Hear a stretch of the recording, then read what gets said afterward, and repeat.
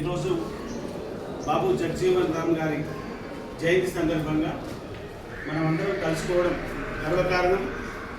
మహాత్మా గాంధీ నేతృత్వంలో భారత స్వతంత్ర ఉద్యమంలో పాల్గొని ఎన్నోసార్లు చెరసాలకు వెళ్ళి ఆ తర్వాత భారతదేశానికి స్వతంత్రం వచ్చిన తర్వాత ఆనాటి కేంద్ర ప్రభుత్వంలో ఎన్నో శాఖలు నిర్వహించి బడుగు బలహీన వర్గాలకి ఆరాధ్యుడిగా ఎదిగి ఈరోజు ఇంత గర్వంగా మనం జయంతి జరుపుకుంటున్నామంటే ఇప్పుడు అన్న చెప్పినట్టు అంటరానితనం అమానుషం వాస్తవానికి పూర్వకాలంలో లేదని అనుకుంటున్నా. మధ్యలో అది బ్రిటిష్ కాలంలో మొఘలాయి కాలంలో ఆ దరిద్రం వచ్చి పడింది.